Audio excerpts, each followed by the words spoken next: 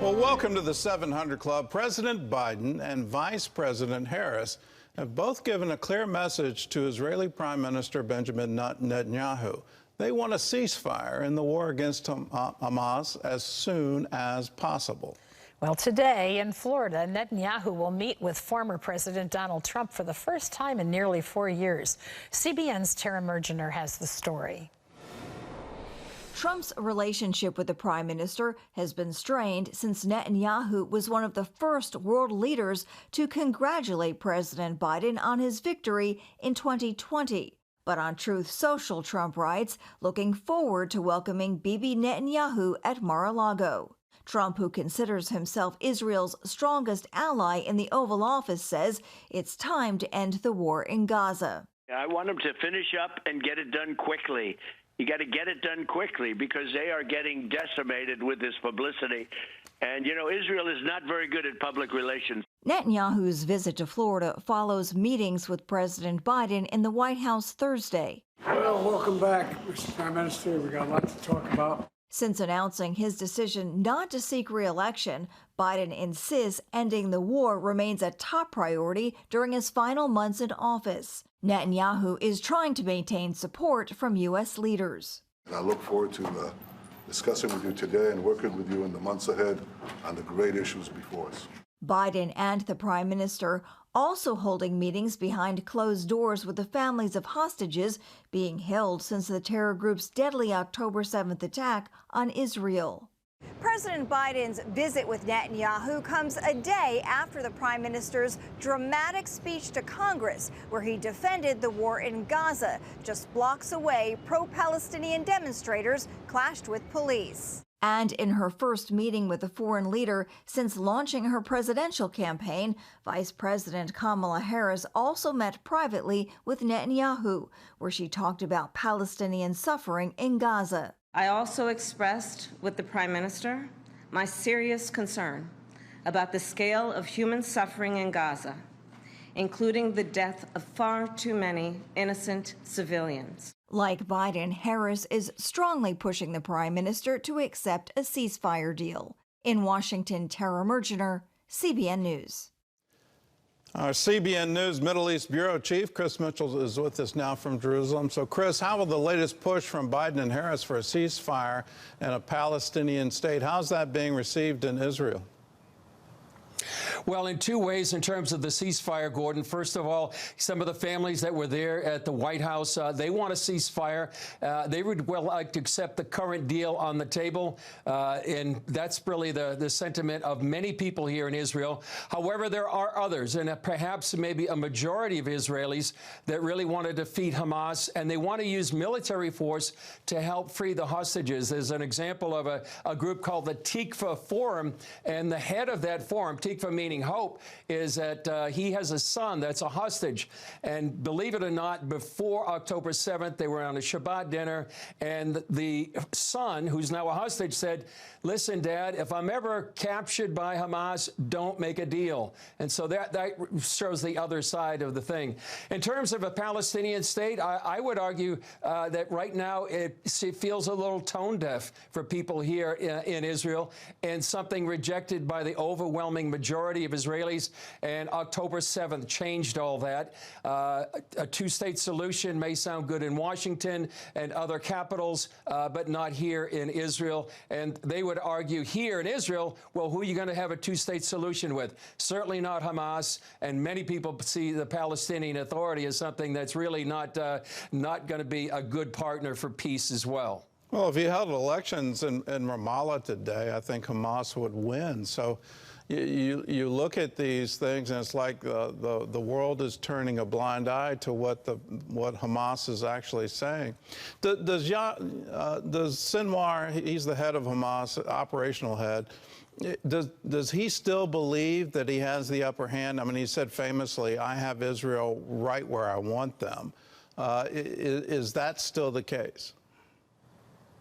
Well, he does have the advantages that right now he has all the hostages, or the remaining hostages that are alive, and he's using that as the leverage against Israel. He seems ready to make a deal, but on his term, he wants an end to the war, and he wants to pull out of all Israeli forces. Those are non-starters. You know, whether or not he feels, if he really does have Israel just where he wants them, remains to be seen, because militarily, right now, it seems like Hamas is nearly defeated in many ways. I heard from one of my sources who said they've defeated, 24 of the battalions in late May, and that last one would have been in Rafah. There is progress that the IDF is making, securing Gaza. Somebody has been telling me that they're weeks away, maybe, from transitioning to major battles to a low-intensity fighting. On the other hand, Gordon, it's going to take, as some say, a generation to de-radicalize Gaza after the training and the indoctrination they've had ever since 2007. Well, the thing that gets me, and I really puzzle about it, because it seems the West is just not paying attention to it at all, and that is the charter from Hamas all the way back in '88. Yes, did they revise that in 2017, but they never renounced it, and they never revoked it. And part of that charter in Article 13 is a negotiated settlement is not possible. Jihad is the only answer here. So can Hamas even come to a negotiated settlement with Israel in face of what their own charter says, that you just can't do it? No, I don't think so at all. And like you said, actually, Hamas is much more popular in Judea and Samaria, the West Bank, than the PLO or the Palestinian Authority. And they're committed. I've heard over the years, if there's one thing about Hamas, is that you need to believe what they say. And they do believe that. There's really no negotiations they can have with Israel. They call it the Zionist entity. And they're committed to destroying Israel. And after October 7th, they said they would do it again and again and again. And so really, I don't see any way that Hamas could be any involved in sort of a deal. And then if you look at what the Palestinian Authority says in their own media, and it's documented by places like Memory or Palestinian Media Watch, they say nearly the same thing as Hamas does, and really no negotiations. And they say that in Arabic. They may not say that in English, but it's very clear what their intentions are. Well, it all goes back to the Khartoum resolutions, the famous 3 no's: no peace, no negotiation, no recognition. And you look at Yasser Arafat after he was given an unbelievable deal under the Clinton administration, and Hillary Clinton has been very vocal recently. There's no peace here. You can't have it because they will reject it. And after all of that, you have Arafat standing up famously in Arabic, I mean, just fist in the air, jihad, jihad, jihad, jihad. And the crowd erupted. It was, when are we actually going to believe what they say, that no, they will never recognize a two-state solution? They don't want it. They want to drive Israel into the sea. Let's talk about unity now. I'm just amazed at what happened in Beijing, where Hamas and Fatah came to a unity agreement. And just to remind everybody, when Hamas won the election in Gaza, 2006, 2007, they took Fatah members and they threw them off the roof of buildings. I mean, that shows the level of disagreement that they had. And so how in the world did they ever get to a unity agreement? Well, I would describe it this way, Gordon. I would say it's unity with an asterisk. They did sign this unity declaration in Beijing, and it included Hamas and Fatah. But however, I think there's still a disagreement or something to be worked out, and it hasn't worked out since 2007. The PLO, which is the umbrella organization of all these Palestinian groups, they want Hamas to come under their authority and under their control. So that's how the PLO perceives this. Hamas, on the other hand, which enjoys, as we've said, the popularity of most people in the West Bank, they want to be separate. So I think there's still yet to be something to be worked out, if ever, between Fatah or the PLO and Hamas. I mean, it's a matter of who's going to be in charge. And PLO wants to have Hamas under their umbrella, and Hamas certainly wants, I think, to maintain control. So it's quite a declaration there in Beijing, but I think that asterisk means who's going to be in charge, and that'll be, I think, the key point going forward. Well, let me ask a bigger asterisk. If it's done in Beijing, does China want control? Are they looking for greater influence in the Middle East? Definitely. They want to push the United States out. They want to put Russia out. This is all part of their global agenda as well, some of their Belt and Road Initiative.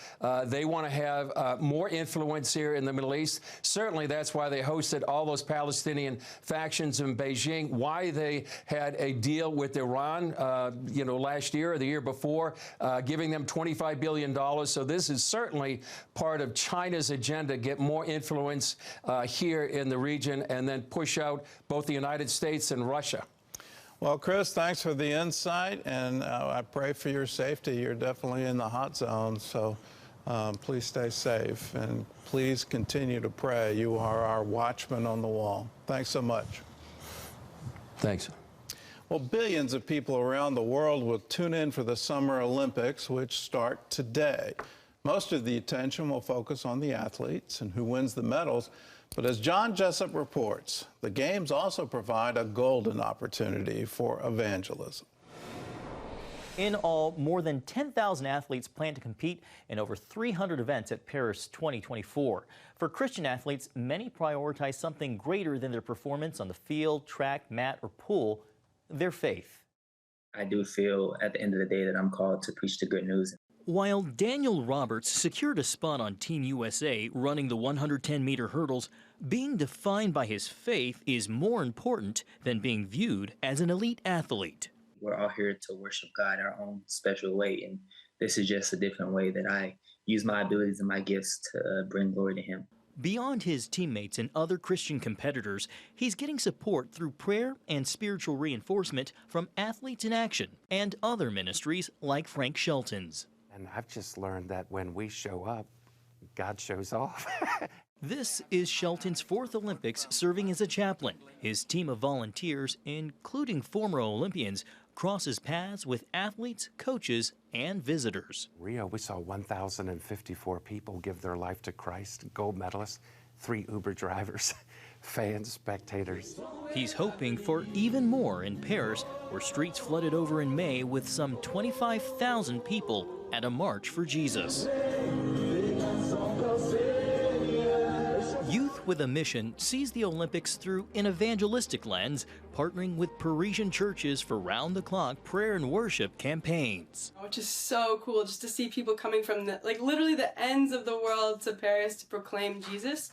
But we're not just working with YWAM bases, we're working with local churches from other countries as well, but we're trying to activate Paris with us. With attention focused on the world of sport, some current and retired athletes are seizing the opportunity to point others to the only thing they say really matters. Hi everyone, I'm Jordan Gray. My name is Joetta. I'm a 4-time Olympian. Hello, my name is Adrian Weinberg. I'm an athlete with Team USA from Los Angeles, California. The UK's Marilyn Okoro, who earned bronze in the 2008 Beijing Olympics, is one of several athletes sharing the verse of the day in the YouVersion Bible app. And our verse of the day is taken from Matthew chapter 19. There's a lot of synergies between, being an athlete on, whatever sport discipline you choose, as to being a spiritual athlete. I didn't win every race, but he allowed that because it was going to teach me something.